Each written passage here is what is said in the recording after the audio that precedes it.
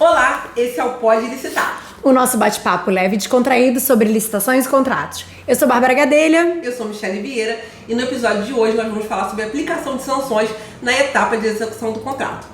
Tema leve. Leve, descontraído, como o nosso podcast.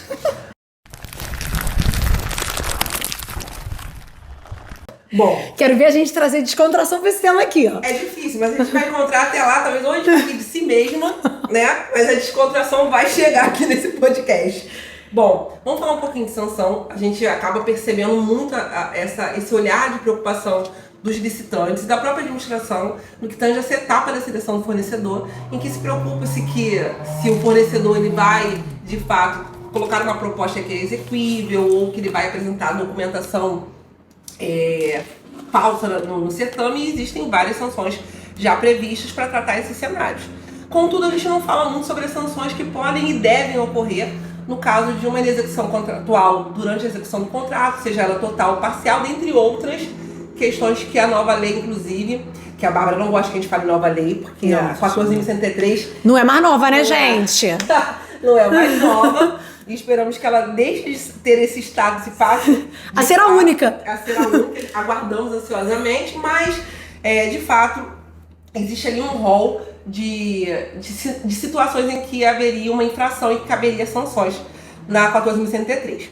E aí, pensando nessa lógica, a lei também trouxe quais são os tipos de punições que a administração pública pode aplicar aos seus contratados, já que a gente já está na fase de execução, que seria a advertência, a multa, o impedimento de licitar e contratar com o órgão e a declaração de inidoneidade, né, no sentido de algumas questões específicas que a própria lei elenca que poderia ser isso. E aí o impedimento de licitar ele pode ser com o órgão ou com a esfera isso. Também, né? Com as outras entidades da mesma esfera. Exato. E aí o que a gente vai pensar nesse sentido, né? Eu sempre falo que a sanção ela não é só para reprimir, né? Não é só para repressão. A sanção ela também, né? Por isso que ela é gradual, né? Ela também tem uma questão educativa e preventiva. E a gente precisa encarar a sanção com esse sentido, né? A gente procura, de repente, por vezes, uma situação de uma execução parcial ou algo que seja de menor potencial de gravoso, a dar uma advertência que muitas vezes até a administração fala que não faz nem cosquinhas porque a gente acha que não surtiu nenhum efeito. Mas a verdade é que a gente tem essa gradação para que a gente possa fazer isso de uma forma educativa e preventiva e essa repressão só, de fato, com uma sanção mais gravosa no último caso.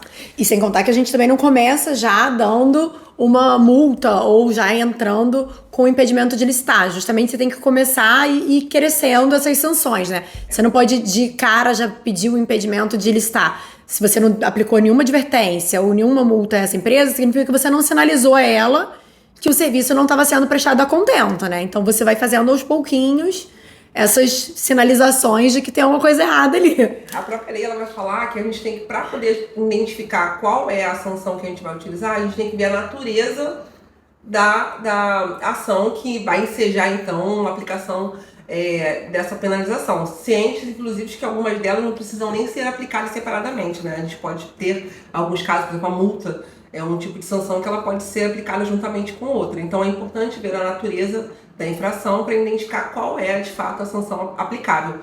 O próprio TR, por vezes, ele já informa o que é uma infração grave, uma infração leve. Então, a depender da situação, por exemplo, já vi vários termos de referências que falam que a ausência de pagamento salarial para o colaborador é uma falta grave. Então, ainda que eu nunca tenha dado uma advertência, por exemplo, não caberia uma advertência, porque a falta já grave... é uma falta grave. Seria uma questão, talvez, já ir para multa, mas, de fato, tem muito sentido o que você está trazendo aqui. Mas aí eu já vou trazer uma pergunta para você, inclusive aproveitando a sua expertise na parte de planejamento, na contratação, que eu acho que tem muito a ver.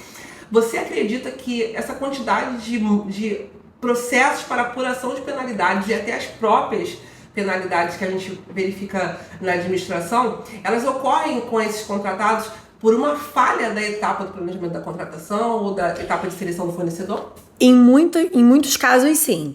E é importante pegar esse gancho do que você colocou, de que no TR a gente já coloca essa graduação da penalidade, porque aí eu já informei para ele o que eu vou considerar passível de só advertir ou que eu já vou direto entrar na multa. Perfeito. Então, se isso já estava no TR, não tem discussão dele chegar pra mim e falar: mas você não falou nada comigo, já tá me multando? Não, quando você entrou para participar do certame, você já sabia que a execução contratual traria essa gradação de penalidade. E eu não tenho dúvidas de que muitos dos problemas que a gente encontra durante a execução contratual, elas vêm, sim, de erros nas etapas do planejamento. Em alguns casos, a gente, na hora que desenhou o escopo da contratação, a gente pensou que queria uma coisa, mas não escreveu exatamente o que a gente queria.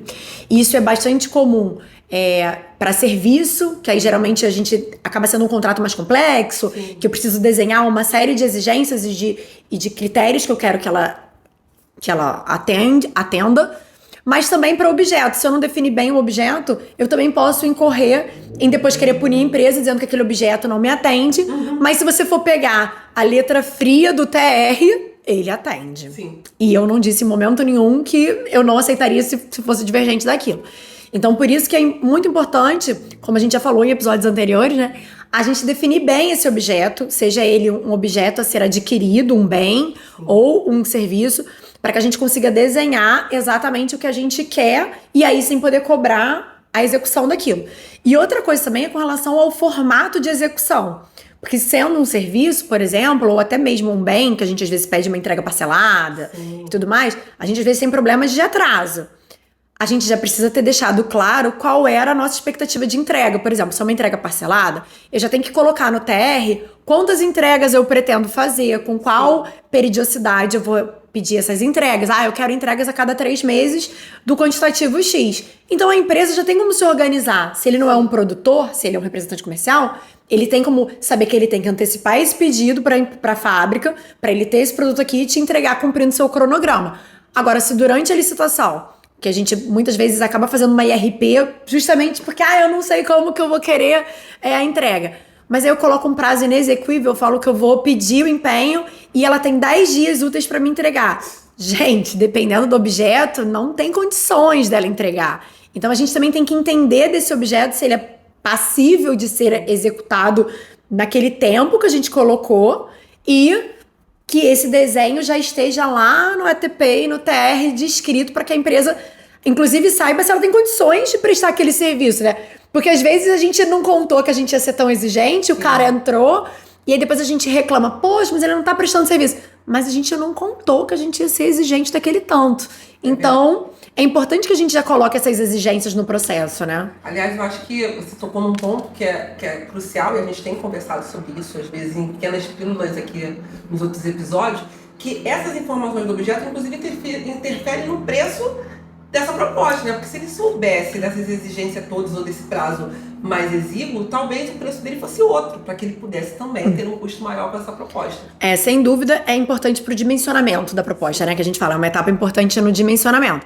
Pegando o gancho do que a gente falou no episódio, por exemplo, de planejamento de contratação, quando a gente fala de encontrar com fornecedores e perguntar para os fornecedores, uma das perguntas que eu costumo fazer quando eu faço esses chamamentos com o fornecedor é: qual o prazo que você consegue me entregar? Principalmente se for um equipamento, fazer um equipamento que vem de fora, vem de outro país. Ele ainda vai ter que passar pela alfândega, ele vai ter que passar pela Polícia Federal, não sei o quê. Às vezes, dependendo do tamanho do equipamento, tem que interditar a rua para ele entrar no seu órgão.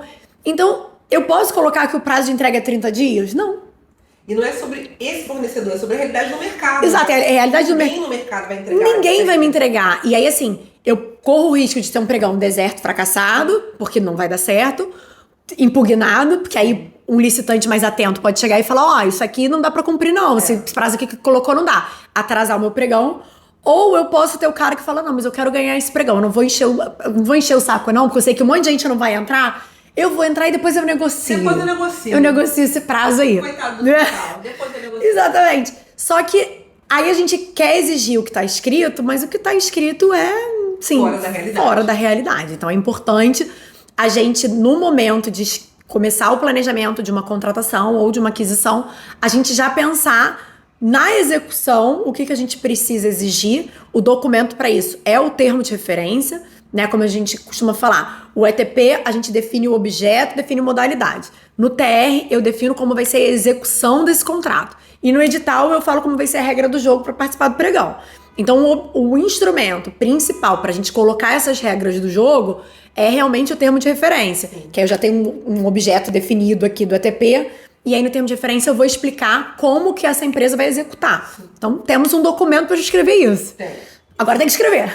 Eu concordo com você, eu acho que a parte do planejamento da contratação, e não é à toa que a nova lei de licitações trouxe um capítulo, né, dedicado a essa etapa preparatória, ela tem realmente esse cunho de evitar não somente que a gente não consiga de forma clara e objetiva descrever o que é necessidade de administração, né, e buscar a melhor solução para isso, como também ter maiores critérios, mais objetivos na hora da seleção do fornecedor e buscar a tal e tão sonhada proposta mais vantajosa, que a gente já sabe que não é a proposta mais barata, tem uma série de outros requisitos. Mas eu acrescento um ingrediente, já que eu sou da gestão de contrato, assim, né, senhora? Tá felizinha ela hoje, deixa? Muito adoro a gestão de contrato, vocês sabem. E eu acrescento que eu acho que também tem uma questão dos licitantes de terem uma percepção de que a licitação, né, ela é o ápice, né? E depois que acaba o processo licitatório, acabou esse compromisso. Eu ia falar exatamente isso, a conversa que a gente teve com a Gisela, né? Com a Gisela Leitão no episódio de controle interno. Quem não assistiu, volta aí alguns capítulos para assistir. A gente falou sobre isso, né? A gente bota o pregão como linha de chegada. E não é. Acabou, é como se a gente tivesse, né, se preparado para um grande evento e esse evento acaba no momento em que alguém logra êxito. Assinei um contrato. Então eu acho que parte dessas sanções acontece também porque falta um comprometimento de quem vence a licitação em, de fato, fazer cumprir todas essas promessas, esse acordo que foi feito em relação à licitação, à licitante e à administração pública. Eu acho que tem um certo descaso ainda por parte desses licitantes. E se a gente lembrar que, principalmente empresas grandes, eu tenho, aí falando um pouquinho aí com os licitantes, né? A gente tem uma área que faz a licitação, que é uma área completamente desvinculada da execução. Exato. Então, a pessoa que prepara o produto para enviar para você, ela não teve contato com o seu TR. Porque não foi ele que participou do pregão. Sim. Eu, como já fui requisitante, né? Então a gente tem contato com o fornecedor, com o representante comercial. O representante comercial, aquele que te atende, que você liga, que não sei o que você pergunta, cadê meu produto? Rastrei o caminhão, tá chegando, não tá... Não foi ele que participou do pregão. Então, eu puxar a orelha desse cara, se ele, assim, não era obrigação dele ter lido esse TR. Porque, na verdade, quem leu o TR, quem leu o lance, quem participou, é uma outra área dentro da empresa, às vezes, de licitação. O comercial que tá dentro desse processo, né? Então, é importante que os licitantes também entendam a importância da gente fazer esse documento, o termo de referência aí, ser passado de plantão da equipe que participou do pregão para a equipe que agora vai fornecer o produto. Isso. Porque esse cara, ele também tem que saber responder quando a gente liga lá perguntando, cadê meu produto que não chegou? Ele tem que saber, mas você não me pediu que chegasse nesse termo. Não sabia que era esse prazo. Né? E nesses casos, assim, eu acho que seria talvez a única situação que eu vou falar isso, não sei se vou me arrepender, em que uma impugnação é bem-vinda. Eu prefiro ser impugnada. Sim. Porque eu botei um prazo inexequível do que permitir um prazo inexequível e depois a gente brigar na execução do contrato. O que você acha? Eu super concordo, aliás, acho que vale inclusive um episódio do Pode Estar falando sobre impugnações, porque eu acho que a gente tem que virar essa chavezinha de encarar a impugnação como algo ruim. Porque a impugnação, quando ela vem de uma licitante séria, ela é, inclusive, mais um filtro para a administração pública para quem quer fazer o processo sair correto. Então é melhor a gente... enfim, voltar alguns passinhos, é chato, por vezes a gente tá, como você diz, já desesperado, um prazo apertadinho, mas é melhor travar o processo enquanto ele ainda pode ser saneável do que na etapa de execução em que você vai nascer com um objeto torto e ele não vai se corrigir. E depois a gente vai ficar brigando ali, né, nesse momento de sanção, penalidade, mas o que eu escrevi não era aquilo, eu não posso punir além, e aí também tem essa, né, gente, eu não posso punir algo que eu não previ. Então, se eu não previ aquele tipo de exigência que eu tô fazendo agora, não cabe a sanção. Falando então sobre a nova lei, ela trouxe muito, a gente já tem falado aqui também, a questão da segregação de funções. Né? É bastante, como é um dos princípios da lei e tudo mais. No caso dos processos sancionatórios, qual a importância e os desafios da gente conseguir implementar a segregação de função dentro dessa etapa? Nossa, assim, a segregação de funções ela é importante em todo o processo, né? A gente sabe que a gente vem conversando bastante também aqui no Pode Citar sobre os desafios para a administração pública, especialmente os pequenos e médios municípios, né? Como a gente sempre fala... E os conselhos, eu sempre lembro dos conselhos. Eu lembro dos conselhos, meu povo. A gente fala que a rede federal ela tem uma outra estrutura, né? E a gente ainda percebe essa dificuldade, mas segregação de funções é uma coisa que a gente tem que passar a conviver no nosso café da manhã, nosso almoço, nossa janta, porque é uma necessidade e agora é princípio da nova lei. E falando disso, da segregação de funções dentro do processo sancionatório, eu confesso que, como gestora de contratos, né, eu defendo a segregação de funções porque, por vezes, nós que somos os fiscais, os gestores, nós vamos identificar aquela infração que a contratada está cometendo e somos nós que vamos ali instruir a área responsável por fazer essa avaliação dos fatos objetivos e concretos para definir se haverá sim a abertura, se vai haverá sim a penalização dessa empresa e se a penalização que vai acontecer é a penalização, inclusive, sugerida ali para aquele gestor fiscal de contratos.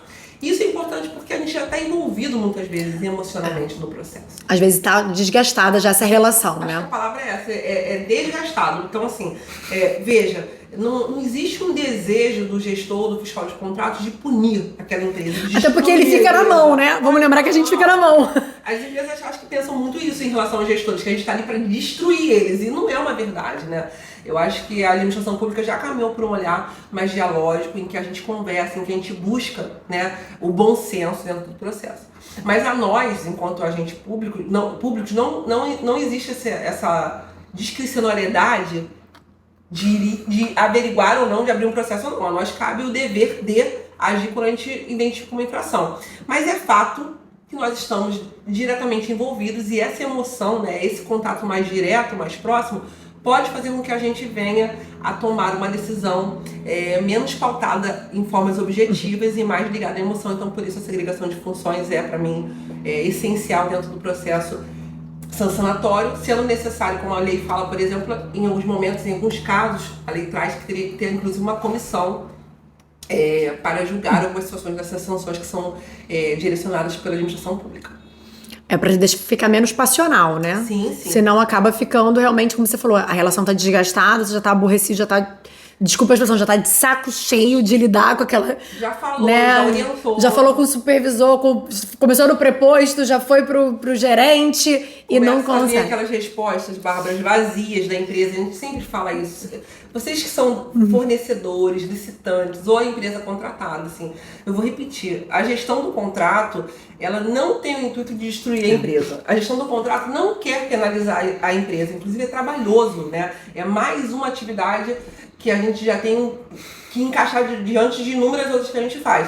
Mas, como disse, a gente não tem essa discricionariedade, a gente precisa fazer valer, né, o que foi acordado e pactuado no momento da assinatura do contrato. Então, se vocês receberam uma notificação, e essa notificação ela não é uma notificação já de punição, essa notificação ela tem um cunho administrativo. Então, essa notificação é no sentido de dar a saber. Então, é um momento que você, empresa, tem a oportunidade de explicar que o fato, a tal infração que a administração está apontando ali, ela não trouxe danos ao erário, ou é uma infração que foi alheia, aconteceu alheia à vontade, como a Bárbara trouxe aqui agora. Existia um prazo, e esse prazo, por uma questão, quando a gente teve a Covid, por exemplo, vários prazos foram perdidos. Então, assim, é nesse momento que você demonstra que você mitigou riscos, você fez, a gente falou de riscos, né, na outra gravação com a Fabi. Você mitigou risco, você fez tudo que você tinha que fazer enquanto uma empresa contratada, mas um fato alheio aconteceu. Então, é nesse momento que você tem que explicar. E aí, falando de segregação, eu quero te devolver uma pergunta. A gente sabe que, por vezes, o fiscal instrui, mas em determinados casos da lei, não é o fiscal ali que vai, de fato, bater o martelo. Você tem uma comissão para isso. Essa comissão, como que essa comissão é constituída? E essa comissão, ela tem que ser obrigatoriamente feita por servidores? Bom, eu vou voltar, como a Fabi falou, a gente tem TDAH, né? Então eu vou voltar rapidinho aqui. Um beijo, Fabi. Estamos sentindo sua falta aqui agora. Risco, Fabi. Fabi Matos, ó. Voltando um pouquinho que você falou de acontecer um fato novo, a gente fala que é o fato superveniente, né? O famoso fato superveniente. É só um parênteses pra gente não usar o fato superveniente e banalizado. Porque o que a gente vê nas cartas que a gente recebe das empresas, às vezes, para justificar os atrasos, os pedidos e tal, são exemplos que não são fatos supervenientes. Eram coisas previsíveis. Eram coisas possíveis de acontecer. Fato superveniente é um Covid. É uma guerra, que aí realmente, o dólar disparou e meu produto é importado, como aconteceu na época da Covid mesmo, e por conta da guerra da Ucrânia. Gente, o preço do plástico ficou muito caro. Então, tudo que é feito de plástico, também teve uma época do látex, que assim, gente, a seringa ficou caríssima. Luva de procedimento, aquela luva de látex de procedimento, triplicou de preço. Algo que a gente comprava por R$20 estava sendo vendido a mais de 100. E quando tem insumos que eles param de fornecer. E aí isso é um fato superveniente. Isso é um fato superveniente em que a administração pública vai ter que reconsiderar e ver o que é possível fazer. Só pedindo para não banalizar o fato superveniente. Voltando à sua pergunta com relação à comissão, sim, é feita uma comissão, até para que a gente possa evitar esse desgaste, aumentar esse desgaste e evitar o passional na penalização. Essa comissão, ela é formada por servidores efetivos do órgão, servidores públicos e estatutários, de 2 a 3 servidores. E no caso de órgãos que não têm servidores estatutários, pode ser feito por empregados públicos do quadro permanente do órgão e que preferencialmente já tenham um período de 3 anos de experiência na instituição. Então, quando a gente fala das equipes, das prefeituras, dos conselhos, eu fico me perguntando, eu não tenho como fazer essa comissão, excluindo o fiscal do contrato. Sim. Assim, de fato, eu tenho um desafio, porque eu às vezes não tenho esse número de pessoas para além do fiscal do contrato e além do cara que fez o planejamento da contratação e do pregoeiro, né? Assim, o ideal é que não seja o pregoeiro, que também não seja, que foi quem bateu o martelinho, que também não seja fiscal do contrato, mas às vezes acabaram os meus servidores aqui na minha única mão, né? A única mão que eu tenho para contar.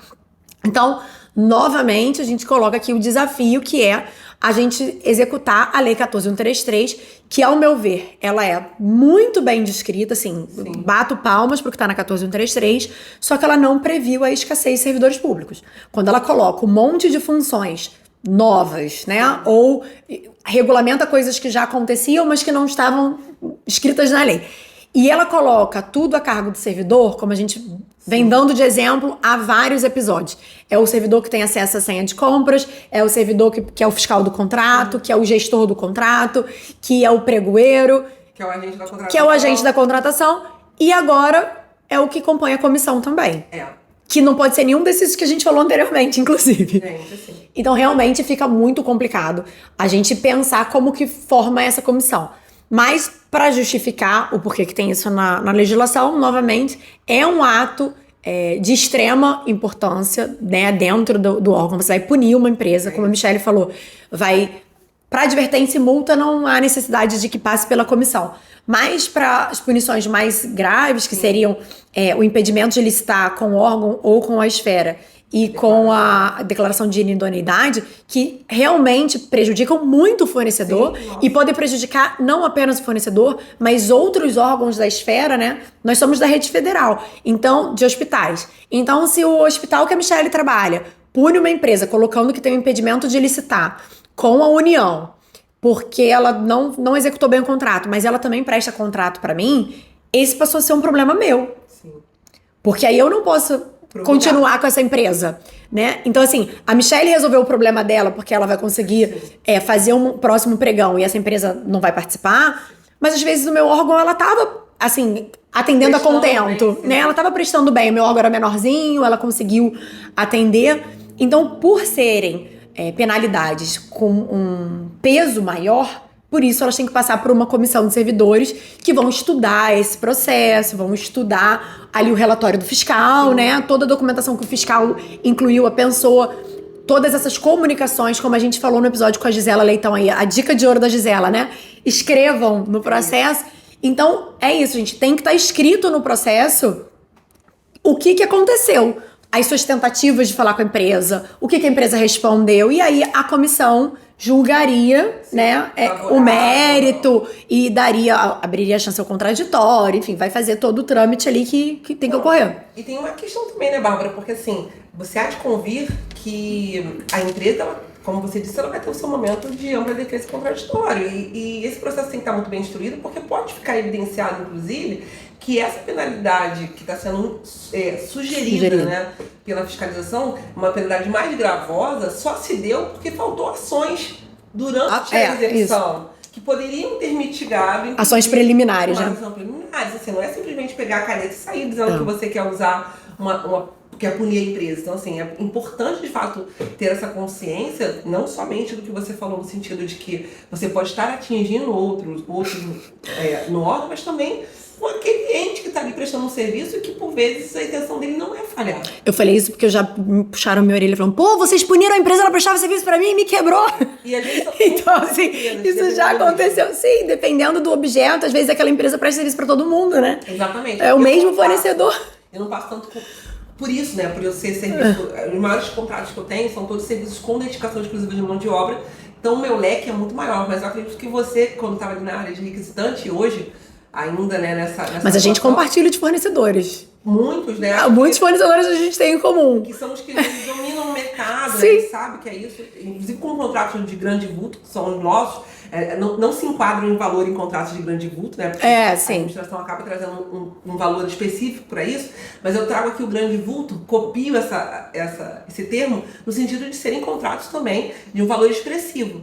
Então, geralmente, a gente percebe que as empresas que têm condições, né, que têm capacidade de atender, elas se repetem, né, nesses contratos, de fato, você interfere diretamente. Interfere no amiguinho. Pegando esse gancho aí do que você falou, então, assim, qual seria o passo a passo para que essa equipe da fiscalização instruísse um processo de sancionatório? Como que eles começam? Eu tive muita dúvida, assim, quando eu comecei nessa questão de gestão de fiscalização de contratos, porque, primeiro, eu acreditava, há uns bons 10 anos atrás, que o gestor podia punir a empresa contratada, porque para mim fazia muita lógica naquele primeiro momento de que se eu estou sofrendo com aquele fornecedor que não atende... Ninguém melhor que você. Tem o poder da caneta para poder punir. E hoje, obviamente, com mais maturidade dentro do processo, compreendo o porquê dessa questão da segregação de funções. Mas cada órgão ele vai montar a sua estrutura, acho que até privilegiando o que você está trazendo, olhando para a sua realidade e ali montar o seu fluxo do que vai ser o processo de apuração de penalidade, obviamente observando as travas que a legislação traz, né? A gente pode desenhar, né? A gente pode colorir dentro das 4 linhas do que a lei traz. E então, normalmente, como que acontece? O gestor fiscal de contrato, ele está ali na execução, acompanhando o fiscal técnico, ele acompanhando a rotina, a operação diária em loco, como a gente já trouxe em alguns episódios, e o gestor de contratos, ele entra para a parte de instrução, de fato, da sanção. Então, o fiscal que está na ponta, ele vai começar a perceber algumas infrações. E esse fiscal, ele, de pronto, ele precisa sinalizar a empresa para que essa correção seja efetuada, tá? Mas acontece que, por vezes, assim, essa falha na prestação de serviço, ela não é uma questão meramente sanável. É algo que, ainda que a empresa corrija, ela trouxe danos à administração pública ou ela infringiu alguma regra contratual prevista. Então, vamos trazer isso para o campo prático. Eu precisava... a empresa precisa pagar até o 5º dia útil o salário dos colaboradores. E aí o fiscal técnico que está na ponta, ela, inclusive, percebe isso antes do meu fiscal administrativo, que tem essa informação por meio de uma amostragem ou quando ele está fazendo o pagamento do mês seguinte. Então ele só percebe 30 dias, às vezes, posteriormente. Vou fazer um português claro. O pessoal começa a reclamar no ouvido da gente que não está recebendo. O fiscal técnico, ele pega lá. O terceirizado já vem, a gente já sabe que não recebeu. Seu João, não bateu. Esse mês aconteceu algum problema aqui, Michele? O burburinho. Automaticamente o fiscal ele vai acionar o fiscal administrativo para que a gente possa adotar as medidas em relação à empresa. Mas, mesmo que sanado 1, 2 dias depois, você concorda que aconteceu uma falta grave? Aconteceu. As pessoas imaginam que o simples fato de 2, 3 dias depois pagar corrigiu. Não corrigiu, você colocou toda uma máquina ali, os seus gestores, para tratar uma questão. Por vezes, quando essas coisas acontecem, a gente para de trabalhar só para ouvir o funcionário, porque o funcionário fica desesperado. Então, assim, você bota uma mão de obra cara para trabalhar em prol de uma falha da empresa. Fora todas as questões trabalhistas que a gente poderia responder. Então, ainda que sanável, isso vai gerar uma notificação para a empresa. Então, o fiscal sinaliza isso, o gestor do contrato produz essa notificação, de acordo com a estrutura do órgão. Tem órgãos que o próprio fiscal técnico produz essa notificação, mas dentro das estruturas que geralmente eu oriento, eu sempre peço que o gestor faça, por ele ser uma figura mais administrativa. Sabe também instruir melhor, talvez, questão né? legal do processo, Sim, ele está mais próximo do TR, está mais próximo do edital e da lei. Ele vai fazer essa instrução e vai encaminhar essa notificação para a empresa contratada. E vai dar o contraditório e ampla defesa para que a empresa possa, no prazo legal, 5 dias úteis, né, responder essa notificação. E repito, essa notificação ainda não é um processo, é dar a saber, é o momento dessa empresa poder justificar o que aconteceu. Eu tive uma situação no primeiro mês de contrato de uma empresa em que ela atrasou o pagamento. E a justificativa já começou mal. Desesperado, porque se no primeiro mês ela já atrasou o pagamento, o que será os próximos 5 anos de contrato, quiçá 10 agora. Quiçá 10 agora. Meu Deus, minha mente dá até uma travada. Enfim, você faz essa notificação e essa empresa simplesmente respondeu que o que ocorreu foi uma falha no banco. Não foi uma falha no sistema do banco. E aí, então, nós solicitamos que ela mandasse comprovação. A comprovação, esse relatório. E, na verdade, o que aconteceu foi falta de planejamento, foi falta de gerenciamento do risco, que a gente conversou aqui com a Fabi. Porque a empresa ela não fez um teste junto ao banco, por exemplo, para saber que todas as contas estavam ativas. Então, por a empresa não ter feito isso, várias contas não foram cadastradas e vários colaboradores não receberam. E, obviamente, ela foi notificada. E aí, após essa notificação, quando o gestor entende que a justificativa que a empresa trouxe não foi suficiente para que ela não tenha, de fato, incorrido numa infração ali prevista no contrato, ou se ela justificou, mas houve, claro, dano ao erário... Não convenceu. Houve dano. Não tem o que fazer. Assim, eu entendi que aconteceu tal fator, mas... o problema continua existindo. É aquela coisa, eu não queria te machucar, mas machucou. Houve um dano ao erário. E aí, sim, a gente instrui um processo. Hoje, na rede federal, a gente usa o sistema SEI, né?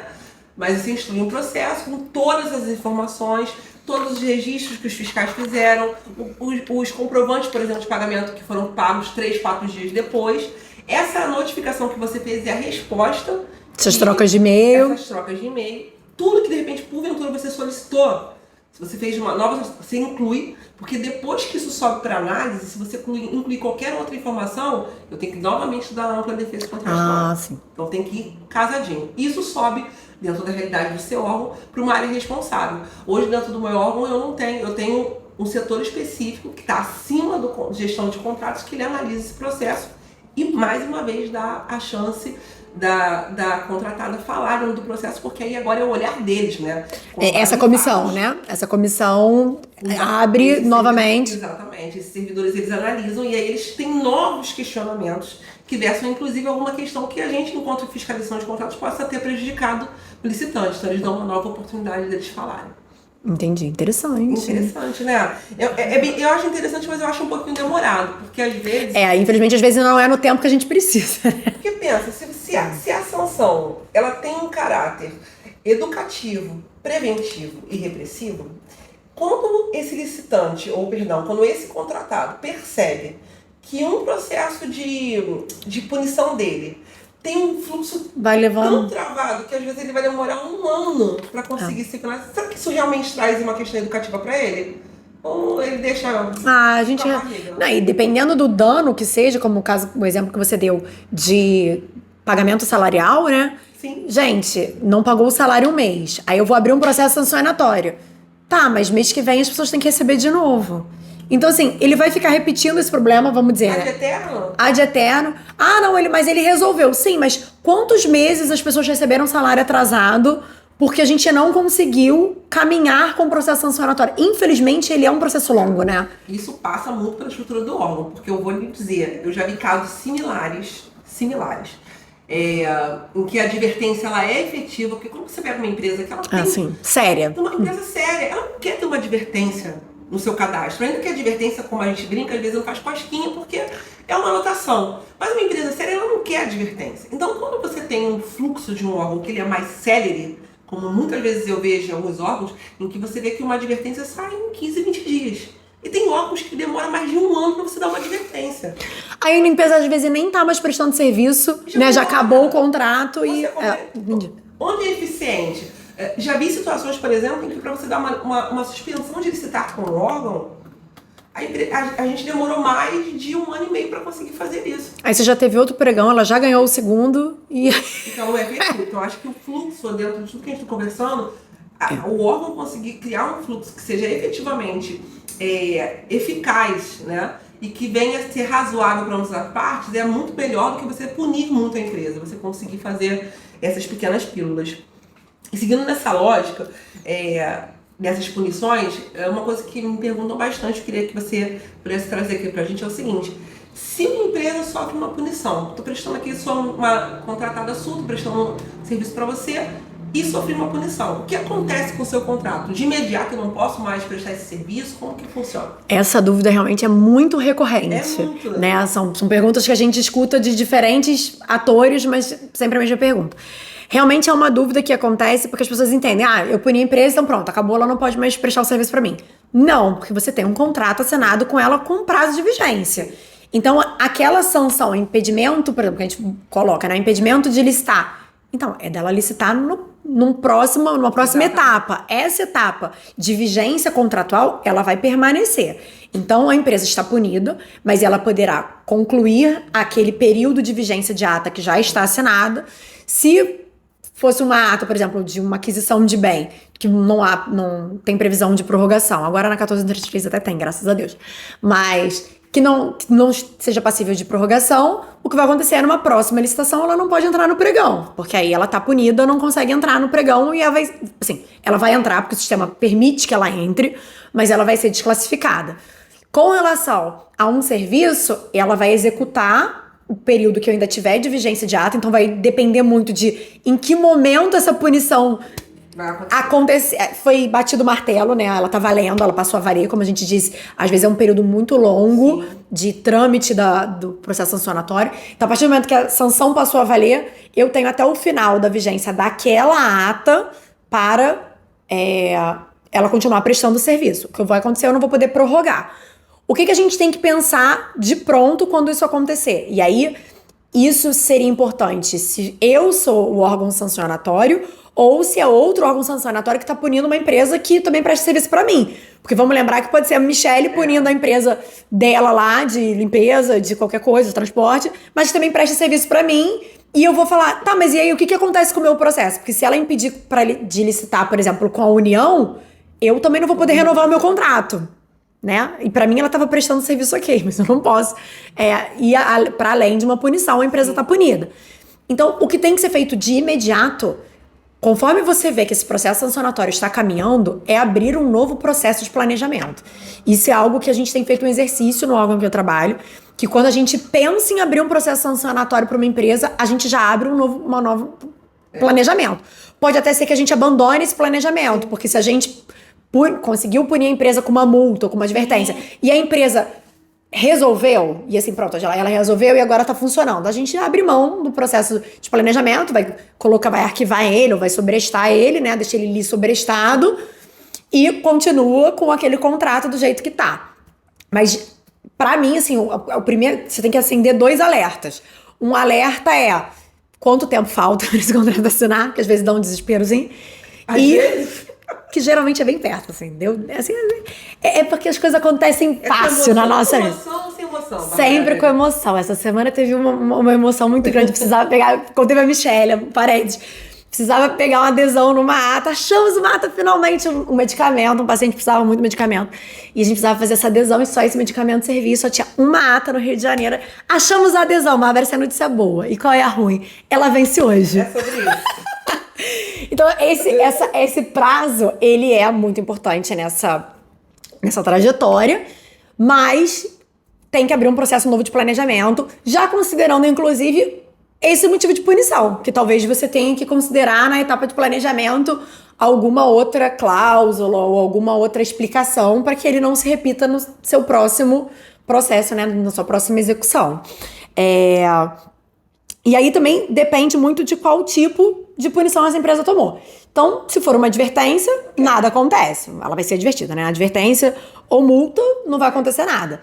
Agora, se for impedimento de licitar ou carta de inidoneidade, aí fica realmente a dica, né? Já abre um processo de planejamento para ontem, para você ter tempo de fazer um processo licitatório enquanto você ainda tem essa ata vigente, porque essa ata ainda está vigente, né? Assim, essa punição, ela não vale para a ata que está vigente, ela vale para as próximas atas. Então, se fosse uma renovação, uma prorrogação de contrato, não posso prorrogar. E se for um próximo pregão, será desclassificado.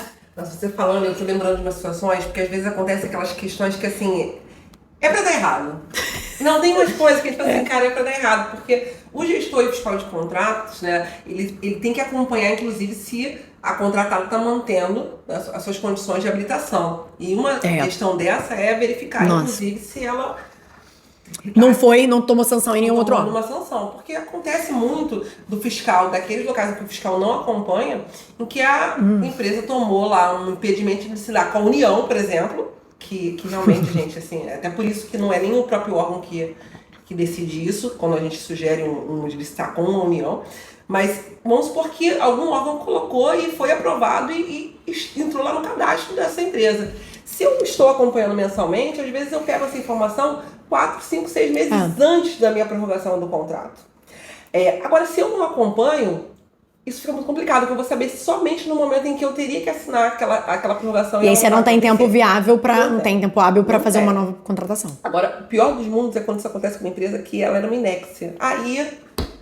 Aí o negócio fica bonito. Aí faz como, Brasil? Bota uma interrogação grande aqui, ó. Pode pedir até para responderem pra gente isso, porque essa é difícil. Você dá um impedimento, por isso a questão do próprio bom senso.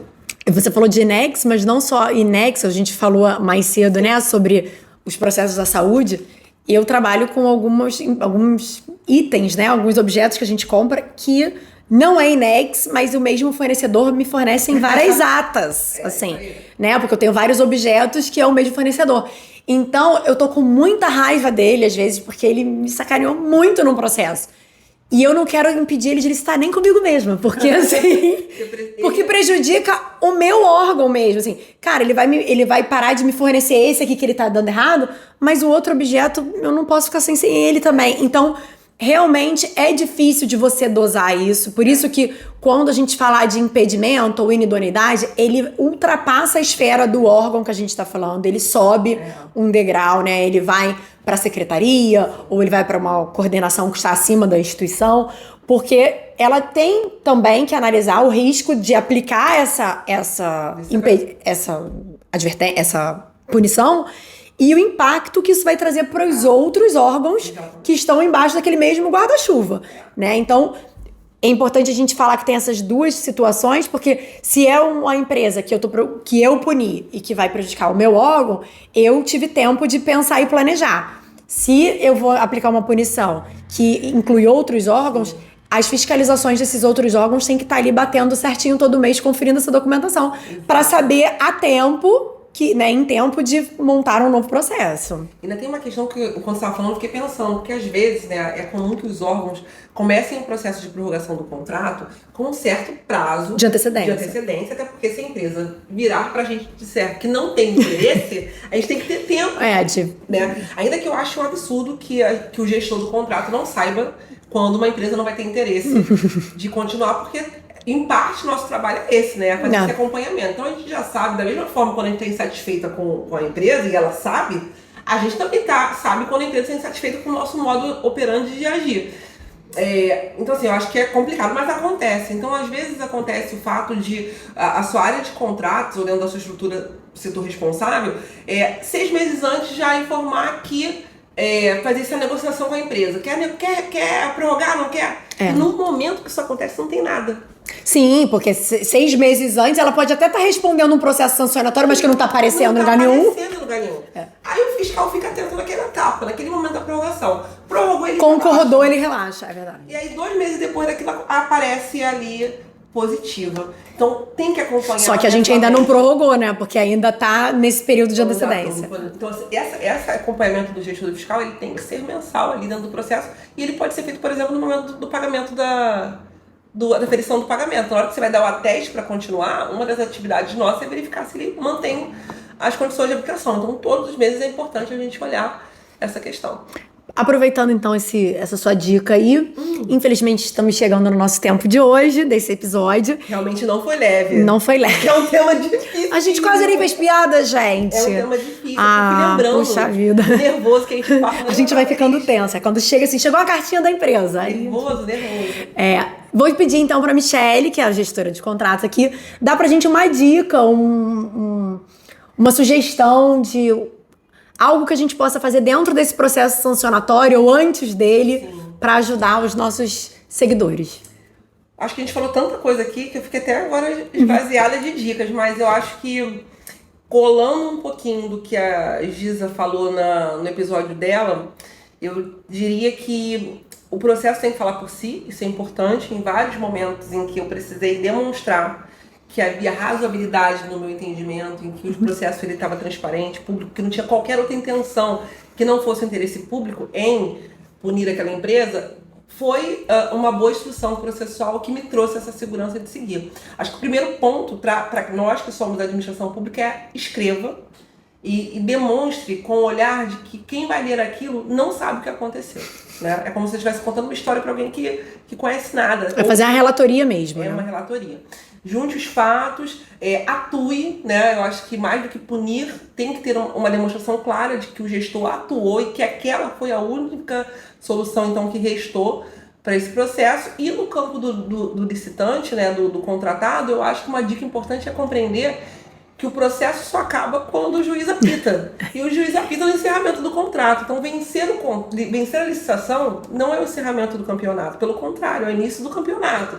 Então, assim, é preciso que as contratadas compreendam que a regra do jogo, ela está descrita ali naquele contrato, está descrita naquele edital, e que ela precisa ser cumprida, e que, de fato, essa obrigação perante a administração só acaba depois que dá o encerramento contratual.